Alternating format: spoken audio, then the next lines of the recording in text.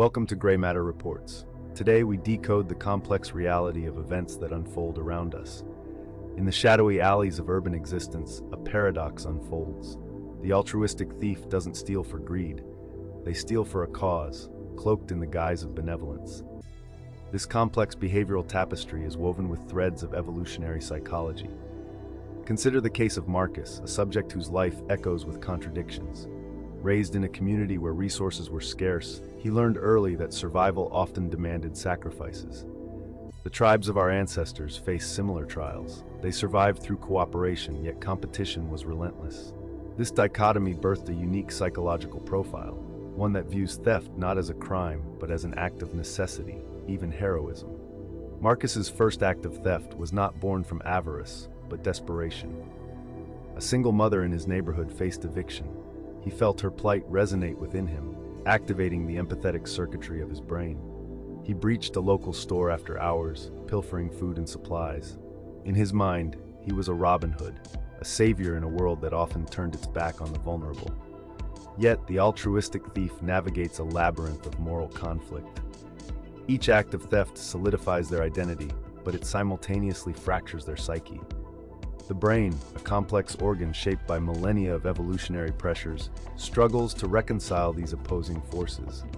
The amygdala, responsible for emotional responses, fires in defense of the individual's self-image, while the prefrontal cortex grapples with the weight of societal norms. This internal battle reveals itself in Marcus's behaviors. He often rationalizes actions, constructing elaborate narratives to justify his transgressions. The drive for altruism, once a motivator, morphs into a shield against guilt.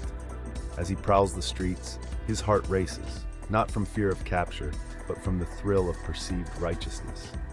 Such individuals challenge our understanding of morality. To them, crime is not a deviation, but a pathway to connection. Their actions, though illegal, stem from a desire to restore balance in a world rife with inequity. The altruistic thief embodies a tragic irony. They commit acts typically deemed immoral, yet believe they are upholding a higher moral standard. In dissecting this phenomenon, we confront uncomfortable truths about human nature. The altruistic thief invites us to question the very foundations of justice and empathy. Are they criminals, or are they merely products of their environment? The answers lie buried deep within the complexities of the human condition, waiting to be unearthed. In the shadows of society's expectations, a peculiar figure emerges, the benevolent fraudster. This individual, often cloaked in the guise of altruism, navigates the moral landscape with remarkable dexterity. Their actions, while criminal, are frequently shrouded in a veneer of compassion. To understand this paradox, one must delve into the intricate workings of the human psyche, where altruism and deception intertwine. Consider the case of a subject who orchestrated elaborate schemes to fund philanthropic initiatives. Donations flowed into their hands, yet the funds were never allocated as promised. Instead, they were redirected toward personal indulgences. At first glance, this behavior seems reprehensible. However, a deeper analysis reveals a complex interplay of evolutionary psychology. The mind of the benevolent fraudster operates on a unique axis, where the desire for social acceptance collides with a profound need for validation. Research suggests that many individuals with an antisocial profile exhibit traits of high intelligence and charm. They can seamlessly blend into social circles, presenting themselves as paragons of virtue. This cultivated image serves as a shield, masking their ulterior motives. They thrive on the dopamine rush that accompanies successful deception. In their worldview, the ends justify the means. Here lies the crux of their existence, a belief that their fraudulent activities, though illegal, somehow contribute to a greater good. As we dissect their psychological framework, it becomes evident that the benevolent fraudster often justifies their actions with cognitive dissonance. They compartmentalize their moral compass, allowing them to oscillate between self-interest and altruism. This mental gymnastics creates a paradox, a criminal who perceives themselves as a savior. To them, the deception is an unfortunate necessity, a means to an end. The consequences of their actions ripple through the fabric of society. Trust erodes, and skepticism takes root. The benevolent fraudster, in their quest for validation, unwittingly sows discord among those they aim to help. Yet this cycle persists. Their charisma captivates, drawing in followers who believe in a shared vision, unaware of the hidden agenda. In examining the benevolent fraudster, we confront uncomfortable truths about the human condition. The interplay of morality, selfishness, and the instinct for survival paints a somber portrait. Their existence challenges societal norms, forcing us to question the very nature of altruism. Is it possible for one to commit crimes in the name of compassion? This inquiry, steeped in the complexities of human behavior, offers no easy answers. Yet, it compels us to scrutinize the boundaries of morality and the psychological mechanisms that drive individuals to blur those lines. In the dim glow of streetlights, shadows flicker against cracked pavement.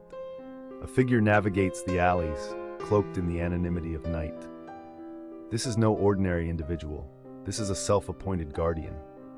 The heroic vigilante emerges from the depths of society's frustrations, driven by a complex interplay of altruism and a yearning for justice. Each step resonates with a conviction that transcends traditional morality. To understand this paradox, one must delve into the realm of evolutionary psychology. The vigilante embodies a fascinating duality. On one hand, they are a product of societal neglect, individuals who perceive a systemic failure to protect the vulnerable. On the other, they are shaped by an innate desire to restore balance. This desire often manifests as a compelling urge to act when others stand idly by, creating an internal conflict between societal norms and personal ethics. As we analyze this phenomenon, we must consider the psychological frameworks that underlie such behavior. The heroic vigilante often operates under the guise of a moral compass, convinced that their actions serve a greater good. Yet this self-righteousness can cloud judgment, leading to an obsessive pursuit of justice that eclipses rational thought. The lines between right and wrong blur, revealing a psychological landscape marred by unresolved trauma and societal disillusionment. The case of an individual known only as the Sentinel provides a poignant illustration. This subject, grappling with a profound sense of injustice after witnessing a crime go unpunished, transformed into a figure of vigilante justice. Each act, while ostensibly aimed at protecting the innocent, was a manifestation of their inner turmoil. The Sentinel's journey exemplifies the intricate web of psychological motivations that fuel such endeavors. They believed that to act outside the law was to reclaim agency, to assert control over a chaotic world. Yet the path of the vigilante is fraught with peril. The very act of stepping outside societal boundaries breeds a cycle of violence and retribution. With each intervention, the individual risks becoming what they sought to eliminate. The paradox deepens. In their bid to protect, they may inadvertently perpetuate the chaos they wish to extinguish. This cycle raises critical questions about the nature of justice itself. Is it truly altruistic, or is it a reflection of personal grievances? As we delve deeper into the psyche of the heroic vigilante, we uncover layers of complexity that challenge our understanding of morality. The interplay of altruism and antisocial tendencies unveils the intricate dance between the savior and the transgressor, a struggle that echoes through the annals of human history. The room hummed with tension. Outside, the muted sounds of life drifted in. Inside, a different reality unfolded. Altruism often wears a mask, concealing darker intentions beneath. This chapter delves into the unwitting accomplice, those who, through ignorance or misplaced trust, become embroiled in actions that contradict their moral compass. Consider the subject identified as Mark. A well-regarded community member, he dedicated weekends to feeding the homeless. Yet, this facade masked a more complex narrative. Mark believed in his heart that he was a savior. His altruistic endeavors were a means to uplift others, yet they unwittingly provided cover for a more sinister agenda. The cycle of dependency he fostered became a breeding ground for manipulation. Understanding Mark begins with examining his psychological profile through the lens of evolutionary psychology. Altruism, in its essence, is a survival tactic. It fosters social bonds and cultivates group cohesion. However, when altruism becomes a tool for personal gain, it morphs into a paradox. Mark's actions, while seemingly noble, created an environment where individuals were not empowered, but rather ensnared. The clinical examination of his history reveals a pattern. Early experiences shaped his worldview. He learned that kindness reaped rewards, but his definition of kindness was skewed. the lines blurred between genuine compassion and self-serving motives. As he invested time and resources into his community, he cultivated a network reliant on his efforts. Subconsciously, he became their architect, dictating the terms of their existence. In his mind, he was a champion. In reality, he was an unwitting orchestrator of dependency. This paradox deepens when we explore the biological evidence linking altruism to psychological gratification. The brain rewards acts of kindness with a surge of dopamine, creating a reinforcing cycle. Yet for Mark, this cycle spiraled into an obsession. His altruism, once a beacon of hope, morphed into a form of control. As the case concluded, experts debated his culpability. Was he a benevolent figure led astray by his own virtue, or a manipulator cloaked in righteousness? The truth lies in the shadows of his psyche. An unwitting accomplice, Mark became both the savior and the architect of his own moral dilemma. The duality of his nature serves as a stark reminder. Even the most altruistic intentions can harbor the seeds of complicity, revealing the intricate dance between benevolence and manipulation that defines the human condition. In a city lit by the flickering glow of streetlights, shadows dance with the weight of duality. The charlatan is cloaked in a garment of goodwill. This paradoxical figure operates in the liminal space between altruism and malevolence. To the public eye, they present as a beacon of hope. Charity events, community outreach, and benevolent donations serve as a facade, yet beneath this veneer lies a complex psychological interplay. The charitable criminal embodies an intricate tapestry woven from threads of evolutionary psychology. Here, the altruistic impulse collides with the darker recesses of the human psyche. These individuals often emerge from backgrounds marked by instability or trauma. The altruism displayed is not purely selfless, it's a mechanism for self-validation, a means to quench an unrelenting thirst for acceptance. Each act of generosity is a transaction, a counterbalance to an inner turmoil that remains hidden from view. Consider the case of an individual who, on the surface, dedicates their life to helping the underprivileged. They organize food drives, volunteer at shelters, and advocate for social justice. Yet upon closer examination, this individual harbors an antisocial profile. Their actions are not merely driven by a desire to uplift others. They seek to construct an image of moral superiority. This facade becomes a shield against their own insecurities, a way to mask feelings of inadequacy. Evolutionary psychology suggests that such behaviors may have roots in adaptive strategies. In ancestral environments, individuals who could manipulate social perceptions often thrived. Displaying altruism could garner group support, ensuring survival. Thus, the charitable criminal may not be entirely uncalculated. Their prosocial actions serve a dual purpose, enhancing their social standing while simultaneously fulfilling deeper psychological needs. Yet the consequences of this dichotomy are profound. As these individuals engage in criminal activities, fraud, embezzlement, or exploitation, they justify their actions through a warped moral lens. They rationalize their deceit as a necessary means to an end. In their view, the benefits to society outweigh the moral implications of their actions. This cognitive dissonance creates a fertile ground for further antisocial behavior. The charitable criminal is a paradox incarnate. They offer a poignant reminder that the line separating altruism from manipulation is often blurred. The allure of benevolence can cloak the darkest intentions.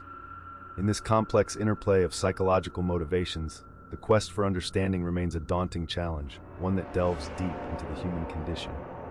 In the shadowed corridors of the mind, a paradox unfolds. The concept of redemption looms large, draped in the complexities of human behavior.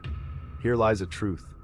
Even within the darkest profiles, the flicker of altruism can ignite a path to transformation.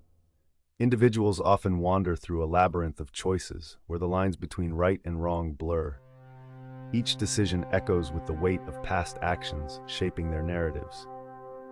The allure of altruistic crime presents an intricate tapestry. For some, the initial impulse is born from a desire to elevate others, to enact change through means deemed necessary. Consider the case of an individual whose early life was marred by neglect. This subject, seeking acknowledgement, found solace in acts that straddled the boundary of legality. Their altruistic intentions masked deeper psychological conflicts. The drive to protect the vulnerable overshadowed the consequences of their actions.